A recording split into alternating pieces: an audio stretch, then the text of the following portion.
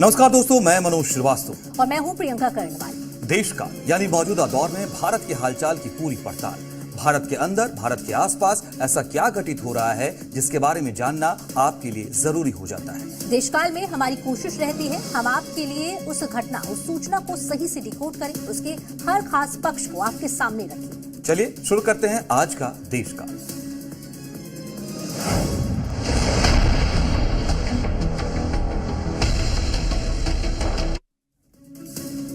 देशकाल में आज हम सबसे पहले बात करेंगे बांग्लादेश में हिंदू युवक की हत्या के बाद भारत की चिंताओं की। बांग्लादेश में हिंदू युवक दीपू दास चंद्र की हत्या और लगातार हिंदुओं पर हो रहे अत्याचार की घटनाओं की गूंज अब भारत की सड़कों तक सुनाई दे रही है। दिल्ली, जम्मू, भोपाल, हैदराबाद, सिलीगुड़ी, देश के अलग अलग हिस्सों में लोग सड़कों पर उतरे और हिंदुओं की सुरक्षा की मांग की तो बांग्लादेश के खिलाफ अपने गुस्से का इजहार भी किया। बांग्लादेश में हिंदू युवक दीपू चंद्र दास की बेरहमी से हत्या हुई, उसे भीड़ ने पीटा, शव को जलाया और इसका वीडियो सोशल मीडिया पर वायरल हुआ। इस घटना के बाद भारत में विरोध की लहर उठने लगी है। विश्व हिंदू परिषद, बजरंग दल और कई हिंदू संगठनों ने दिल्ली में बांग्लादेश हाई कमीशन के बाहर जोरदार प्रदर्शन किया, बैरिकेड्स तोड़ दिए, नारेबाजी की और पुलिस से इनकी झड़प भी हुई। इन प्रदर्शनकारियों का कहना है कि ये सिर्फ एक हत्या नहीं, ये बांग्लादेश में हिंदुओं के खिलाफ चल रही हिंसा का प्रतीक है। ऐसे में सवाल उठता है कि आखिर कब तक पड़ोसी देश में हिंदुओं को इस तरह निशाना बनाया जाएगा और भारत इस मामले को कैसे टैकल कर रहा है, जानेंगे, समझेंगे। और देशकाल की दूसरी स्टोरी में हम आपको नकली फूड प्रोडक्ट्स वाली डिजाइनर साजिश से सावधान करेंगे। नए साल की खुशियों से पहले देश भर में क्रिसमस का जश्न है, बाजारों में रौनक है, लोग खाने पीने और खरीदारी में व्यस्त हैं। लेकिन क्या आपको पता है कि इसी खुशी के माहौल में आपकी थाली तक जहर पहुंचाने की साजिश रची जा रही थी। ब्रांडेड नाम, चमकदार पैकेट और भरोसे का धोखा। एक ऐसा गिरोह जो एक्सपायर्ड खाने पीने के सामान को नए लेबल, फर्जी बारकोड और नई मैन्युफैक्चरिंग डेट के साथ देश भर में असली बताकर बेच रहा था। दिल्ली पुलिस की क्राइम ब्रांच ने सेहत से खिलवाड़ करने वाले इस बड़े रैकेट का पर्दाफाश किया है। विदेशों से मंगाए गए एक्सपायर्ड इंटरनेशनल फूड प्रोडक्ट्स को नए सिरे से बेचने का पूरा खेल दिल्ली के सदर बाजार से चल रहा था। रेड के दौरान 4 करोड़ से ज्यादा के नकली और एक्सपायर्ड प्रोडक्ट्स जब्त किए गए हैं। आज हम आपको सामने इस फर्जीवाड़े की एक एक परत को खोलेंगे और आपको बताएंगे कि आप कैसे ऐसे खतरनाक धोखे से सुरक्षित रह सकते हैं। और देशकाल की तीसरी स्टोरी में पाकिस्तान की अजब गजब सियासत और दोगली नीति की बात करेंगे। पाकिस्तान की राजनीति में सत्ता और कानून का खेल लगातार तेज हो रहा है। जेल के अंदर पाकिस्तान के पूर्व प्रधानमंत्री इमरान खान पिछले 3 सालों से बंद है और जेल के बाहर पाकिस्तान का सबसे ताकतवर आदमी सीडीएफ मुल्ला मुनीर सीना ताने खड़ा है। अब पाकिस्तान में मुख्य विपक्षी दल के सबसे बड़े नेता इमरान खान पर आसिम मुनीर का एक और प्रहार हुआ है। इमरान और उनकी पत्नी बुशरा बीबी को तोशाखाना 2 केस में दोषी करार दिया गया है, जिसके तहत 17 साल की जेल और भारी जुर्माना भी तय किया गया है। लेकिन सवाल उठता है कि जिस तोशाखाना केस में इमरान और बुशरा को सजा मिली, उसी मामले में शरीफ परिवार पर कानून इतना मेहरबान क्यों हो गया? नवाज शरीफ जेल जा चुके हैं, लेकिन मरियम नवाज को राहत क्यों और कैसे मिली? मरियम नवाज को सीडीएफ मुल्ला मुनीर से ये छूट क्यों मिली और इसका पाकिस्तान की राजनीति पर क्या असर पड़ सकता है, जानेंगे, समझेंगे।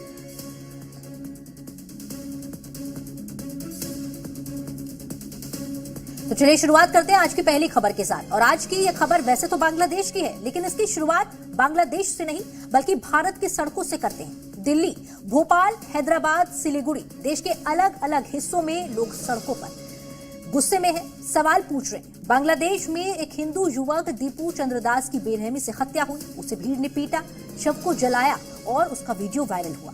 इसी घटना के बाद भारत में उबाल है। विश्व हिंदू परिषद, बजरंग दल और कई हिंदू संगठनों ने दिल्ली में बांग्लादेश हाई कमीशन के बाहर जोरदार प्रदर्शन किया, बैरिकेड तोड़े, नारे लगाए गए, पुलिस से झड़प भी हुई। प्रदर्शनकारियों का कहना है कि ये सिर्फ एक हत्या नहीं, ये बांग्लादेश में हिंदुओं के खिलाफ चल रही हिंसा का प्रतीक है। लोग सवाल पूछ रहे हैं कि आखिर कब तक पड़ोसी देश में अल्पसंख्यकों को इस तरह निशाना बनाया जाएगा। सवाल ये कि पड़ोसी देश में हिंदू होना इतना बड़ा गुनाह क्यों बन गया है कि उसकी सजा मौत बना दी गई है। इस खबर पर आगे बढ़ेंगे, लेकिन इससे पहले सुनिए कि भारत में इस पर क्या बात हो रही है। बांग्लादेश में परसों हिंदू को जिंदा सड़क पे जलाया। चौराहे पर बांग्लादेश में क्यों जलाया? क्योंकि वो हिंदू था। यदि तुम आज नहीं जगे, तुम भी भारत में जलाए जाओगे। जो हालात हमारे देश में है, यहाँ वही धर्मांध फैलाने वाले कट्टरपंथी ताकतें जो है जिस प्रकार से अल्पसंख्यक समुदाय के खिलाफ जो कार्रवाई कर रहे हैं, वही रिएक्शन वहां पर उस प्रकार का हो रहा है।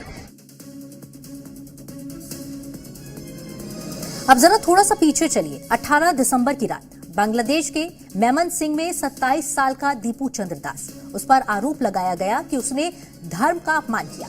सबूत कोई नहीं, जांच कोई नहीं, फैसला भीड़ ने सुना दिया। लाठियां चली, घूसे चले, लाते चली और फिर जो हुआ उसने इंसानियत को शर्मसार कर दिया। दीपू की लाश को चौराहे पर घसीटा गया, पीटा गया और फिर आग के हवाले कर दिया गया। वीडियो सोशल मीडिया पर वायरल हुआ और जिसने भी देखा उसकी रूह कांप गई। सवाल सीधा है, अगर ये हत्या नहीं है तो क्या है? अगर ये मॉब लिंचिंग नहीं है तो फिर क्या है? और सबसे बड़ा सवाल, बांग्लादेश में कानून कहां था? पुलिस कहां थी? सरकार कहां थी? दीपू अकेला नहीं है। बांग्लादेश में हिंदू मंदिरों पर हमले हुए, घर जलाए गए, धमकियां दी गई, पत्रकारों के घर जला दी गई, अखबारों के दफ्तरों में तोड़फोड़ की गई। खुद बांग्लादेश के बड़े अखबार कह रहे हैं, हम अब प्रेस की आजादी नहीं, जिंदा रहने का हक मांग रहे हैं। जमात इस्लामी जैसे कट्टरपंथी संगठन खुलेआम धमकियां दे रहे हैं। राजधानी ढाका से लेकर चटगांव और मेमनसिंह तक डर का माहौल है। सवाल यह है कि क्या ये सब सरकार की नाक के नीचे हो रहा है या सरकार की शह पर हो रहा है? और जब हिंदू सड़कों पर उतरकर ह्यूमन चेन बनाते हैं तो क्या वो अपराध कर रहे हैं या सिर्फ जिंदा रहने की भीख मांग रहे हैं? बांग्लादेश में ये सवाल आज गूंज रहा है।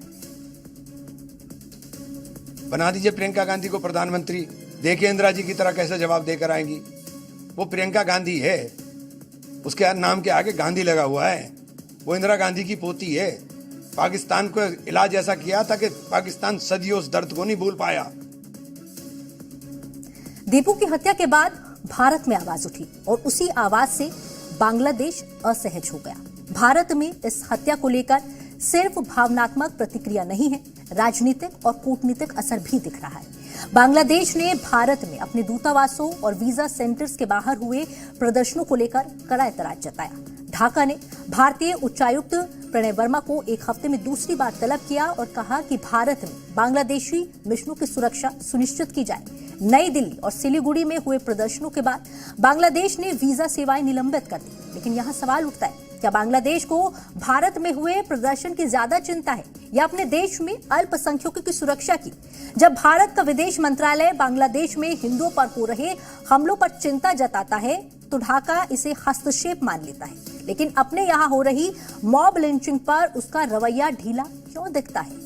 बांग्लादेश की यह हिंसा अब सिर्फ भारत की चिंता नहीं रही। संयुक्त राष्ट्र महासचिव एंटोनियो गुटरेस तक ने साफ कह दिया है कि अल्पसंख्यकों की सुरक्षा हर हाल में जरूरी है। उन्होंने माना कि बांग्लादेश में जो हिंसा हो रही है वो गंभीर चिंता का विषय है। रूस भी नजर रखे हुए है। बांग्लादेश में रूसी राजदूत एलेक्जेंडर ने खुलकर कहा कि ढाका को नई दिल्ली के साथ तनाव कम करना चाहिए, खासकर तब जब फरवरी में चुनाव होने वाले हैं। यानी दुनिया जानती है कि बांग्लादेश के हालात बिगड़ रहे हैं। सवाल यह है, अगर अंतर्राष्ट्रीय समुदाय देख रहा है तो बांग्लादेश की अंतरिम सरकार क्यों आंखें मूंदे बैठी है? क्यों जमात इस्लामी और कट्टरपंथी संगठनों को खुली छूट मिल रही है और क्यों हिंदुओं को बार बार निशाना बनाया जा रहा है? बांग्लादेश आज जिस मोड़ पर खड़ा है वहां उसकी सबसे बड़ी नाकामी साफ दिखती है। कानून का कमजोर होना, कट्टरपंथ के सामने राज्य का झुक जाना। सवाल यह है कि अगर सरकार अपने ही नागरिकों की जान नहीं बचा सकती तो सत्ता में बैठने का नैतिक अधिकार उसे किसने दिया? अफवाहों पर लोगों को मार दिया जाता है, लाशें सड़कों पर जलाई जाती हैं और प्रशासन मूक दर्शक बना रहता है। अल्पसंख्यकों के घर जलते हैं, मंदिर तोड़े जाते हैं। लेकिन ढाका को चिंता भारत में हुए प्रदर्शन की ज्यादा होती है, अपने देश में बहते खून की नहीं। ये सिर्फ प्रशासनिक विफलता नहीं बल्कि एक सुनियोजित चुप्पी है जो कट्टरपंथियों को खुली छूट देती है। बांग्लादेश को तय करना होगा कि वो लोकतांत्रिक देश बनकर कानून से चलेगा या भीड़तंत्र के हवाले होकर अपनी अंतर्राष्ट्रीय साख और इंसानियत दोनों को खो देगा। आज भारत की सड़कों पर जो उबाल है वो सिर्फ गुस्से का नहीं, इंसाफ की मांग का है। लोग कह रहे हैं हम किसी देश के खिलाफ नहीं हैं, हम नफरत के खिलाफ हैं। सवाल बांग्लादेश की सरकार से है, क्या वो अपने ही नागरिकों की सुरक्षा कर पाएगी? क्या हिंदू होना वहां अपराध बन चुका है? भारत प्रदर्शन करेगा, दुनिया बयान देगी, लेकिन असली जिम्मेदारी ढाका की है।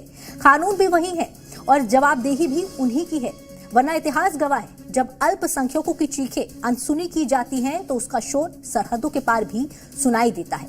आज बांग्लादेश कटघरे में है और सवाल अब टालने के लिए नहीं, जवाब देने के लिए है।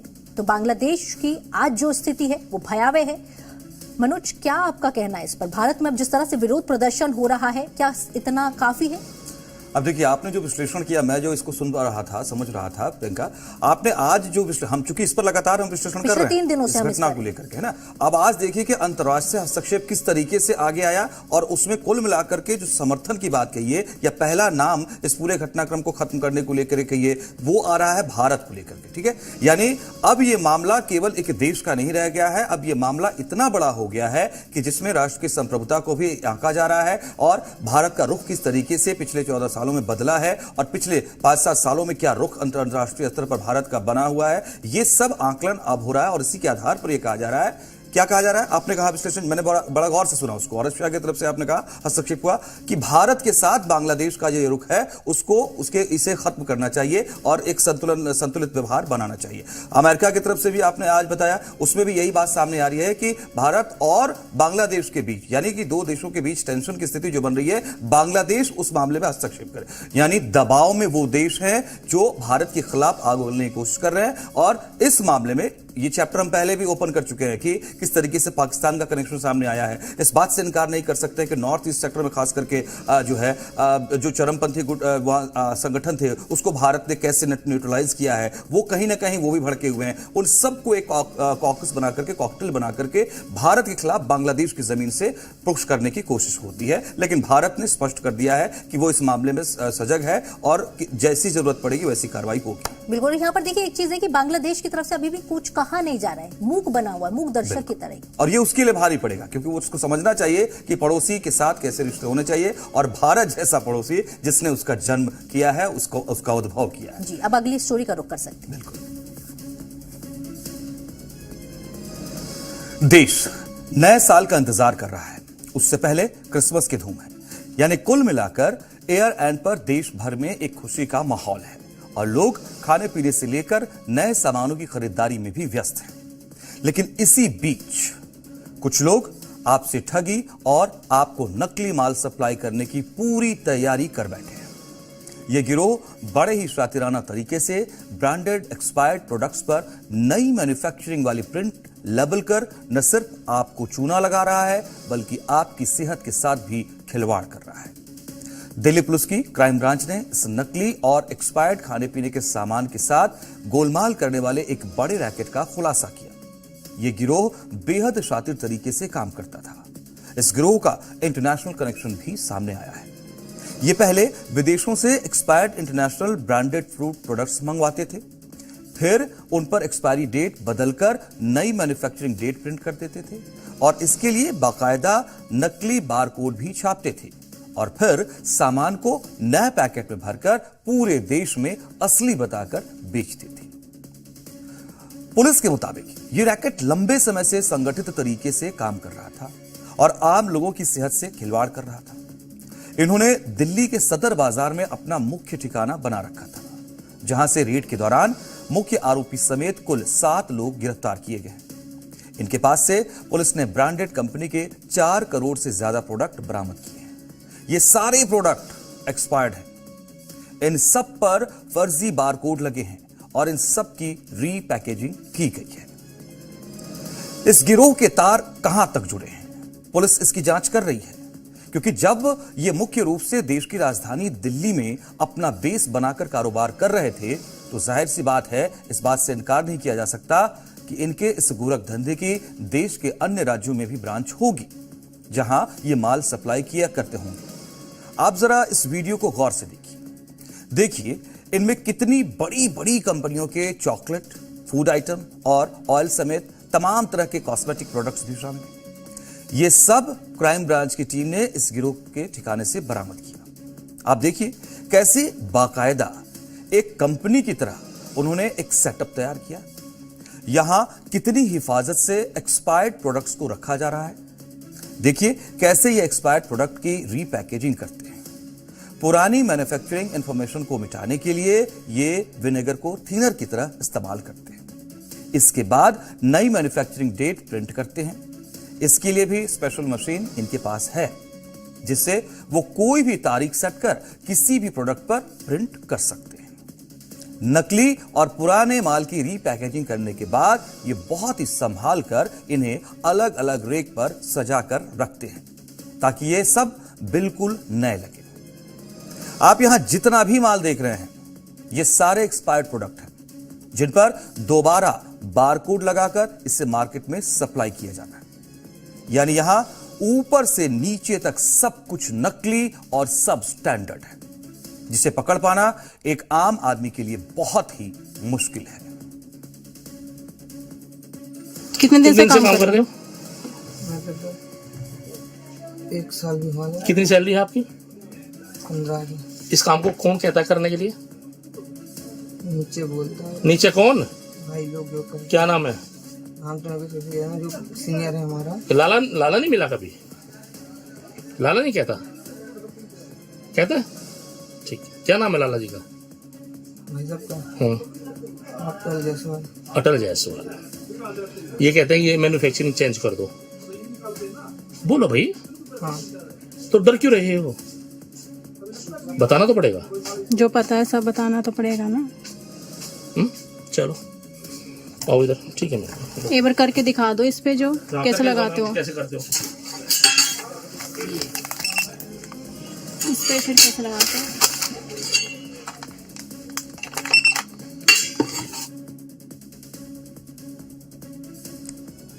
दिल्ली पुलिस की क्राइम ब्रांच ने जिस बड़े फूड फ्रॉड रैकेट का पर्दाफाश किया है, वो एक्सपायर्ड और गलत लेबल लगे खाद्य उत्पादों की अवैध बिक्री करने में जुटा था। आरोपी नामी ब्रांड्स की चॉकलेट और अन्य खाद्य वस्तुओं की एक्सपायरी डेट से छेड़छाड़ कर उन्हें सस्ते दामों पर ऑनलाइन और ऑफलाइन बाजार में भी बेच रहा था।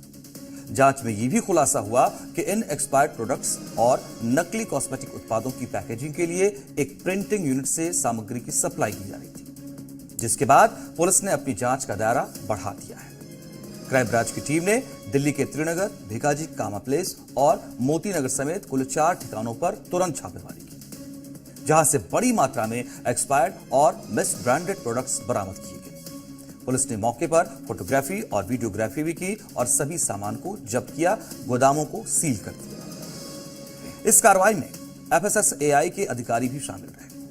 वहीं सरकारी लैब में जांच के दौरान यह पता चला कि कई उत्पादों पर गलत जानकारी वाले लेबल लगे थे। कुछ में फैट और अन्य पोषक तत्व निर्धारित मानकों से कम पाए गए, जबकि कई सामान पूरी तरह एक्सपायर्ड ही निकले। जांच के दौरान एक कंपनी ने स्पष्ट भी किया कि उत्पाद असली थे, लेकिन उनकी एक्सपायरी डेट, MRP और बैच नंबर में छेड़छाड़ की गई थी। सिर्फ एक्सपायरी डेट देखकर खरीदारी करना अब काफी नहीं है। अगर आप अपनी और अपने परिवार की सेहत को लेकर सचेत हैं, तो फूड पैकेट पर दी गई बाकी जरूरी जानकारी भी जरूर पढ़ें। छोटी छोटी बातों का ध्यान रखकर आप बड़ी परेशानी से बच सकते हैं। ऐसे में जरूरी है कि अगली बार जब आप ऑनलाइन या ऑफलाइन प्रोडक्ट खरीदने जाएं, तो सावधान रहें और कुछ बातों का ख्याल जरूर रखें। जैसे किसी भी तरह का प्रोडक्ट खरीदने से पहले रिव्यू जरूर पढ़ें। सेल के दौरान प्रोडक्ट खरीदने से पहले एक्सपायरी डेट ध्यान से देखें, क्योंकि अधिकांश कंपनियां ऐसे प्रोडक्ट्स की सेल करती हैं जिनकी एक्सपायरी डेट जल्दी ही आने वाली होती है। अगर किसी प्रोडक्ट पर एक्सपायरी डेट नहीं लिखी है तो उसे न खरीदें। केंद्र सरकार के नियमों के मुताबिक ऑनलाइन बेचे जाने वाले प्रोडक्ट की एक्सपायरी डेट भी उस पर लिखी होनी चाहिए। इससे उन ऑनलाइन वेबसाइट पर लगाम लगेगी जो 70 से 80% डिस्काउंट देने का दावा करती है। क्वालिटी प्रोडक्ट पर कंपनियां अधिक ऑफर नहीं देती है, इसीलिए कोई भी सामान खरीदने से पहले प्रोडक्ट के बारे में रिसर्च करें। हर पैक्ड फूड पर एक FSSAI नंबर लिखा होता है, जो ये बताता है कि वो प्रोडक्ट सरकार से मंजूरी प्राप्त है या नहीं। अगर किसी प्रोडक्ट पर यह नंबर नहीं है तो उसे खरीदना जोखिम भरा हो सकता है। साथ ही मैन्युफैक्चरिंग डिटेल्स, यानी किस कंपनी ने बनाया है, कहां बनाया है और कब बनाया है, यह भी जरूर पढ़ें। इससे आपको पता लग जाएगा कि सामान कितना नया है और किस ब्रांड पर भरोसा किया जा सकता है। अगर प्रोडक्ट के पैकेट की सील टूटी हुई है या फिर फूली हुई हो, तो वो सामान कभी मत लीजिए। पैकेट में नमी दिखे या उसमें से अजीब सी गंध आ रही हो तो समझिए कि वो खराब हो चुका है। कई प्रोडक्ट्स पर अब QR कोड भी होता है, जिसे स्कैन करके भी आप उसकी रिपोर्ट, रिव्यू या ट्रैकिंग देख सकते हैं। नकली या अनजाने ब्रांड से बचें, खासकर जब बात खाने पीने के सामानों की हो तब। आपको यह भी जानना चाहिए कि FSSAI के क्या नियम हैं, कैसे आप अपनी शिकायत दर्ज करा सकते हैं। ऐसा खाना जो हमारी सेहत को नुकसान ना पहुंचाए, इसमें साफ सफाई का ध्यान रखा जाए, खाना खराब या मिलावटी ना हो और सही तरीके से रखा गया हो, यह तय मानक है FSSAI की तरफ से। पैकिंग वाले सामान पर मैन्युफैक्चरिंग डेट और एक्सपायरी डेट साफ साफ लिखी हो। कोई भी कंपनी ऐसा खाना नहीं बेच सकती है जो सेहत को नुकसान पहुंचाए। कंपनियों की जिम्मेदारी है कि वो खाने में मिलावट न करें और पैकिंग पर सही जानकारी जरूर लिखें। अगर किसी खाने पीने की चीज में मिलावट पाई जाती है या उस पर झूठी जानकारी लिखी होती है तो ग्राहक कानूनी कार्रवाई कर सकता है। नकली सामान या फूड प्रोडक्ट की जानकारी पर अगर आपको कोई शक है तो फिर FSSAI या कंज्यूमर फोरम में भी शिकायत की जा सकती है। सरकार ने FSSAI और नेशनल कंज्यूमर हेल्पलाइन जैसी संस्थाएं भी बनाई हैं, जहां आप ऑनलाइन, फोन या ऐप के जरिए भी शिकायत दर्ज कर सकते हैं। शिकायत सही पाए जाने पर दुकानदार या मैन्युफैक्चरर तक पर जुर्माना या लाइसेंस रद्द करने जैसी सख्त कार्रवाई भी हो सकती है। हर दुकान, रेस्टोरेंट या पैक्ड फूड पर 14 अंकों का FSSAI नंबर लिखा होता है। ये लाइसेंस नंबर होता है जो बताता है कि दुकान या रेस्टोरेंट फूड सेफ्टी के नियमों का पालन कर रहा है या नहीं। आप इस नंबर को FSSAI की वेबसाइट या उनके mobile app food safety connect में डालकर चेक कर सकते हैं। अगर कोई दुकान या रेस्टोरेंट ये नंबर नहीं दिखाता है तो वहां से खाना लेना सुरक्षित नहीं है। FSSAI के नियमों के मुताबिक कोई भी फूड ब्रांड ऐसा दावा नहीं कर सकता है जिससे उपभोक्ता को गुमराह किया जाए। 100% शुद्ध या 100% सेफ जैसे दावे पूरी तरह सही नहीं माने जाते हैं।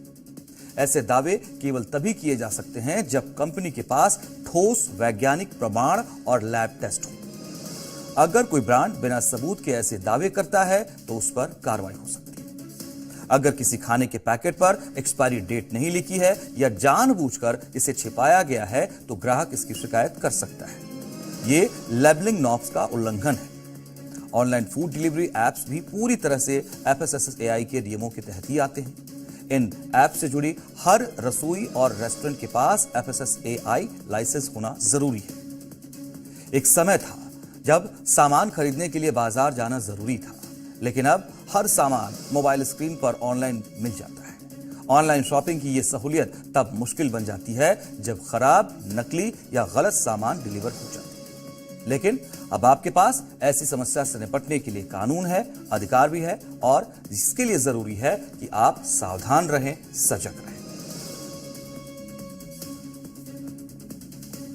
और रुक करते हैं अगली खबर का। जेल के अंदर पाकिस्तान का एक पूर्व प्रधानमंत्री पिछले 3 साल से बंद है और जेल के बाहर पाकिस्तान का सबसे ताकतवर आदमी सीना ताने खड़ा है, जिसका नाम है CDF मुल्ला मुनीर। अब उसी इमरान खान पर मुनीर का एक और प्रहार हुआ है। दरअसल इमरान और उनकी पत्नी बुशरा बीबी तोशखाना 2 केस में दोषी करार दिए गए हैं। 17 साल की जेल के साथ भारी जुर्माना भी लगाया गया है। लेकिन सवाल अब यह है कि जिस तोशखाने केस में इमरान और बुशरा को सजा मिली, उसी तोशखाना में फंसे शरीफ परिवार पर कानून इतना मेहरबान क्यों हुआ था? जब नवाज शरीफ जेल जा चुका है तो मरियम नवाज को छूट क्यों? इस खास रिपोर्ट में देखिए क्यों मरियम को मुनीर से छूट मिली।